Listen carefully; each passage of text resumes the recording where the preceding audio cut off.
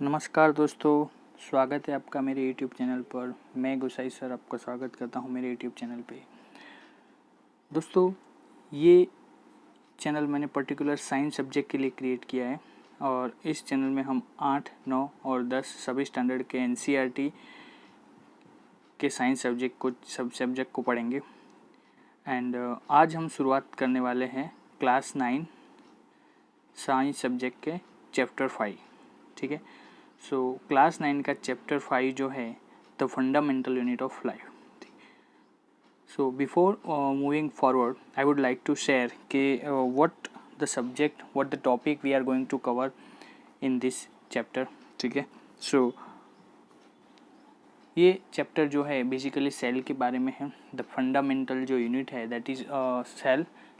जो human being है, जो लाइव ऑर्गेनिज्म है, उनका जो बेसिक जो फंडामेंटल यूनिट है दैट इज़ लाइफ। सो उसके बारे में हम पढ़ेंगे, that definition, what is the part of cell and who discover the cell. ठीक है। एंड धीरे धीरे जैसे ही हम आगे बढ़ेंगे we are going to introduce part of cell. So in that we are going to introduce cell wall, plasma membrane, और you can call it cell membrane also, cytoplasm, nucleus, then the cell organism। ठीक है। सो cell organelles जो है उसमें भी बहुत सारे part है। It's segregate in 6 part. ठीक है। So we are going to learn about lysosomes, vacuoles, plastids, mitochondria and Golgi apparatus as well as endoplasmic reticulum. So दोस्तों, ये सारे जो पार्ट्स हैं इनका खुद का अलग एक फंक्शन होता है and they are design to perform their individual function. तो जितने भी सारे पार्ट है वो अपना खुद का एक अलग फंक्शन प्ले करते हैं। ठीक है। सेल वॉल है, प्लाज्मा मेम्ब्रेन है, साइटोप्लाज्म है, लाइसोजोम है, प्लास्टिड्स है, इनका खुद का अलग फंक्शन रहता है। ठीक है। एंड उसके बाद हम इस चैप्टर में देखने वाले हैं सेल डिवीज़न। जो सेल डिवीज़न जो है सेल में क्यों ज़रूरी है, क्या है, what is important of that. So उसमें भी 2 मेथड है, that one is mitosis and one is meiosis. ठीक है। सो ये है टॉपिक के बारे में, चैप्टर के बारे में। ये धीरे धीरे हम जैसे जैसे आगे बढ़ेंगे वी आर गोइंग टू सी कि व्हाट आर द सब्जेक्ट। ठीक है। सो सबसे पहले हम बात करते हैं सेल डिस्कवरी की। ठीक है। सो सेल डिस्कवरी जो है रॉबर्ट हुक नाम के जो साइंटिस्ट थे उन्होंने की थी। It was in 1665। So about 1665 the microscope was not invented. ठीक है। सो उस time Robert Hooke made her own microscope, self design microscope. उन्होंने अपना खुद का एक माइक्रोस्कोप डिज़ाइन किया था एंड उसी के अंदर वो कुछ ऑब्जर्व कर रहे थे। ठीक है। सो क्या चीज़ ऑब्जर्व कर रहे थे, that is a bark of tree. ठीक है। मतलब क्या होता है, जैसे जो वो ऑब्जर्व कर रहे थे बार्क ऑफ ट्री, वो क्या है विल सी। मैं आपको नेक्स्ट स्लाइड में बताता हूँ कि बार्क ऑफ ट्री क्या होता है। ठीक है। सो ऑब्जर्व कर रहे थे एंड जैसे उन्होंने स्लाइड चेक किया सो ही फाउंड दैट कुछ उनको छोटे छोटे छेद जैसे दिखाई दिया, द पोर स्ट्रक्चर। ठीक है। सो उन्होंने वो जो स्ट्रक्चर देखा एंड उन्होंने उनको नाम दिया सेल। ठीक है। सो सेल क्यों नाम दिया। ठीक है। सो सेल जो है that is a Latin word and if we are अगर जो हम लेमन लैंग्वेज में जो देखें हमारी, so Latin word cell meaning is the little room. ठीक है। सो वो छोटे छोटे रूम जैसे डिज़ाइन था। सो वो डिज़ाइन किस तरह का था। ठीक है।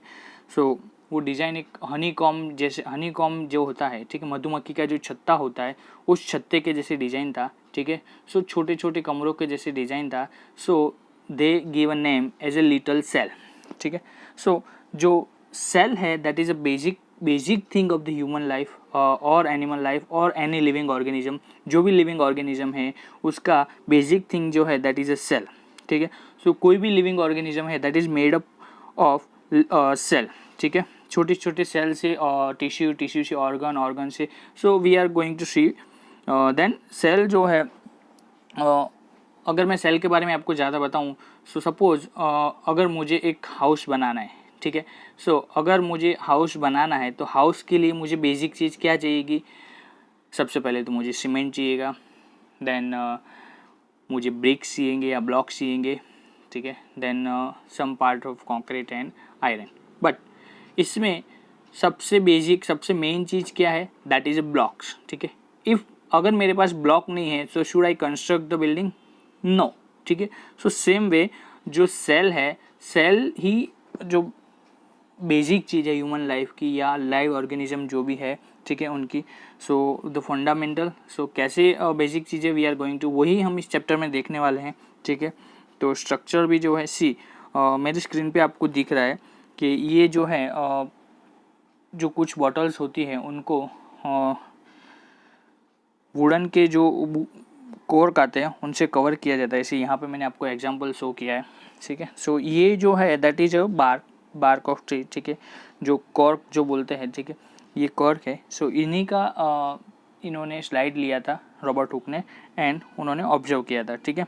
सो सी ये जो मैंने आपको स्क्रीन पे दिखाया दैट इज़ हनीकॉम, ठीक है। हनीकॉम के जो स्ट्रक्चर है कुछ इस तरह होती है, ठीक है, जो रॉबर्ट हुक ने ऑब्जर्व किया था, दैट वी हैव सीन, ठीक है। सो इसीलिए ये सी छोटे छोटे रूम आपको दिखाई दे रहे स्क्रीन पे, सी दैट्स वाई उन्होंने इसको नाम दिया हनी सेल। उसको क्या नाम दिया? सेल। सी मैंने यहाँ पे राउंड किया, ये छोटे छोटे आपको सब जगह पे दिख रहे हैं, ठीक है। तो that is a cell, that's why उन्होंने इसको नेम दिया अ सेल, ठीक है। सो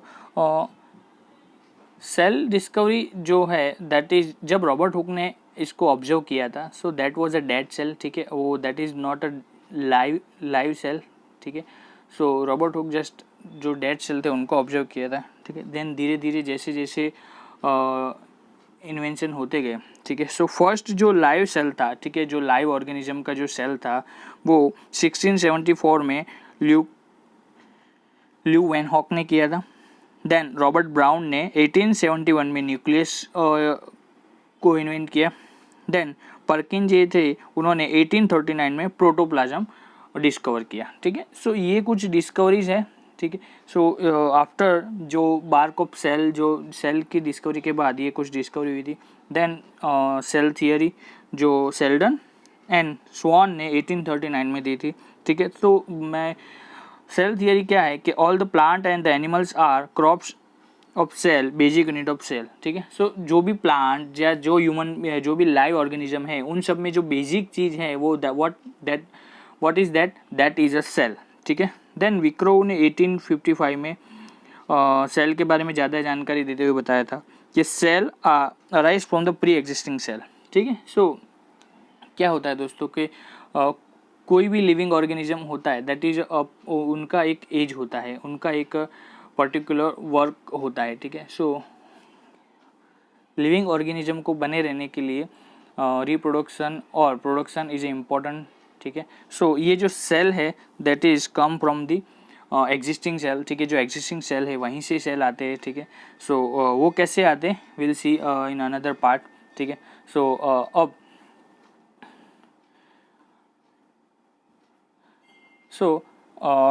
अब आगे देखते हैं कि there are basically two type of cell, ठीक है। वन इज यूनिसेल्युलर, ठीक है। So what is unicellular?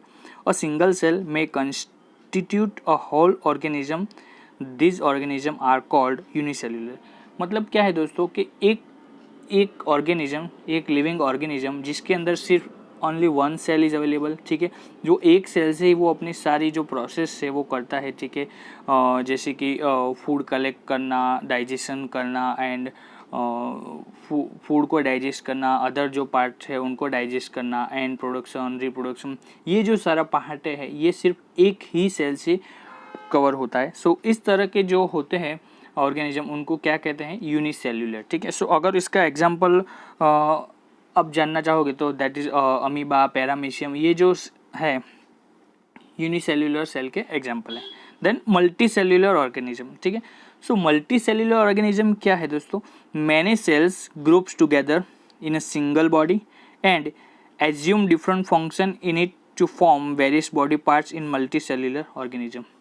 मतलब कि जैसे कि अगर मैं अब एग्जांपल दूँ, एक ह्यूमन है, ठीक है। सो ह्यूमन के अंदर बहुत सारे सेल है, बहुत सारे पार्ट है, जैसे कि ह्यूमन का माइंड है, कुछ और काम करता है, ह्यूमन का जो हार्ट है that is doing some other works, ठीक है। जो हाथ, जो पाँव, सब चीज़ों का सब जो ऑर्गन है उनके अलग अलग वर्क है। So many cells group together, ठीक है, बहुत सारे सेल इकट्ठा होके single body and assume a different function, ठीक है, एक बॉडी बनाते हैं एंड डिफरेंट फंक्शन है उसको एज्यूम करते हैं, ठीक है। और सो इस तरह के जो सेल होते हैं उनको क्या कहते हैं, मल्टी सेल्यूलर ऑर्गेनिज्म। सो इसका एग्जांपल मैंने पहले ही दे दिया आपको, ह्यूमन, ठीक है। सो सी जब माइक्रोस्कोप का इन्वेंशन हो गया तब जो सेल डिस्कवरी है उसमें कुछ इस तरह के ऑब्जर्वेशन दिखे, ठीक है। स्मूथ सेल है, ब्लड सेल है, नर्व सेल है। सो ये कुछ डिफरेंट टाइप के सेल है। सी ये जो सेल है इनमें सब कोई कॉमन चीज़ नहीं है, ठीक है। आप देख सकते हो सब जो सेल है वो डिफरेंट टाइप के हैं, डिफरेंट शेप, डिफरेंट साइज के सेल है, ठीक है। सो अब ये जो सेल है इनका साइज और शेप कैसे डिसाइड होता है? सी ये the shape and the size are related to specific function, ठीक है। जैसे कि अगर हम बात करें यूनिसेल्युलर अमीबा में, ठीक है। So amoeba is a very nuclear, बहुत ही सूक्ष्म जीव होता है, ठीक है। सो उसका जो सेल है that would be a very micro, ठीक है। सो अगर ह्यूमन बीइंग में बात करें, so nerve cell is a typical cell, ठीक है। उसका शेप भी बहुत टिपिकल होता है and it is a big cell, ठीक है। सो ये शेप और साइज जो है वो स्पेसिफिक फंक्शन जो सेल जो परफॉर्म कर रहे हैं उसके ऊपर डिपेंड होता है, ठीक है। सो जैसे कि अमीबा की अगर बात करते हैं तो अमीबा जो सेल है that it can change their shape, ठीक है। The cell shape could be more less fixed and for particular type cell, for example, ठीक है। जैसे मैंने आपको बताया जो नर्व सेल है वो अपना जो शेप है वो फिक्स है, ठीक है। कुछ सेल जो इस तरह के होते हैं जिनका शेप फिक्स होता है, जैसे कि नर्व सेल है, ठीक है। नर्वस सिस्टम जो ह्यूमन का नर्वस सिस्टम है उसके अंदर जो सेल होते हैं that is a nerve cell, ठीक है। Each living cell has the capacity to perform certain basic function. वो क्या बेसिक फंक्शन है हम इस चैप्टर में आगे देखने वाले कि सेल के अंदर जो भी पार्ट्स है वो पार्ट्स क्या फंक्शन करते हैं, ठीक है, and how they are growing, ठीक है। वो सारा जो चीज़ है हम इस चैप्टर में कवर करने वाले हैं, ठीक है। सो आप सब जानते हैं कि ह्यूमन की बॉडी है उसमें बहुत सारे पार्ट है। सो बहुत जो डिफरेंट पार्ट हैं वो डिफरेंट फंक्शन परफॉर्म करते हैं, ठीक है। जैसे कि जो हार्ट है वो ब्लड पंप करता है, ठीक है। उससे क्या होता है कि जो आप ब्लड है वो ह्यूमन बीइंग में पूरी बॉडी में सर्कुलेट होता रहता है, ठीक है। So from where are you breathe in and breathe out, ठीक है। सो आप जो नोज़ की वजह से आप क्या करते हो, आप breathe in and breathe out करते हो। उसमें हेल्प कौन करता है, ठीक है, योर लंग्स, ठीक है। जो खाना जो आप इंटेक करते हो बाय द माउथ, सो वो डाइजेस्ट कहाँ पे होता है, ठीक है, it is digesting in your stomach. So ये जो डिफरेंट पार्ट है इनका खुद का डिफरेंट फंक्शन है, ठीक है। सो each such cell got certain specific component within it as a cell organelle, ठीक है। सो ये जो जैसे मैंने बताया कि हार्ट जो है वो ब्लड पंप करता है, जो लंग्स है जो आपको ब्रीथ रेस्पिरेशन में हेल्प करते हैं। सो ये जो सारे फंक्शन है ये परफॉर्म करने के लिए उनको सेल चाहिए एंड ये जो सारे फंक्शन है इनको परफॉर्म करने के लिए उनके पास पर्टिकुलर सेल होते हैं। कहीं पे ऐसा नहीं है कि एक ही तरह के सेल है, वो सारी बॉडी में एक ही तरह के सेल है, no, there are different cell. अभी हमने पीछे स्लाइड में देखा था nerve cell, fat cell, sperm cell. तो ये डिफरेंट टाइप के सेल है, ठीक है। ये बॉडी में वर्क परफॉर्म करने के लिए यस फ्रेंड, जैसे मैंने बताया कि जो आपका खाना है वो डाइजेस्ट होता है आपके स्टमक में, ब्लड जो काम करता है पंपिंग का। सो ये जो सारे काम है that is possible due to the cell organelles, ठीक है। तो जो भी सेल ऑर्गेनल्स है वो ये जो फंक्शन फुलफिल करने में हेल्प करते हैं। तो each kind of cell organelles perform a special function, ठीक है। तो जो भी सारे सेल ऑर्गेनल्स हैं वो हेल्प करते हैं ये फंक्शन को पूरा करने में, ठीक है। सो सेल ऑर्गेनल्स कितने हैं, जैसे लाइसोजोम है, गोल्गी अपरेटस है, वैक्यूल्स है। तो ये जो सारे हैं दैट इज ये ऑर्गेनल्स है, इसी की वजह से सेल जो है सारे फंक्शन जो है परफॉर्म कर सकता है, ठीक है। सो अब इस चैप्टर में आगे बढ़ते हैं प्लाज्मा मेम्ब्रेन और सेल मेम्ब्रेन, ठीक है। सो इसके बारे में हम देखेंगे नेक्स्ट वीडियो में। सो अभी के लिए बस इतना ही, ठीक है दोस्तों। तो देखते रहिए एंड सब्सक्राइब करना और लाइक करना मत भूलिएगा।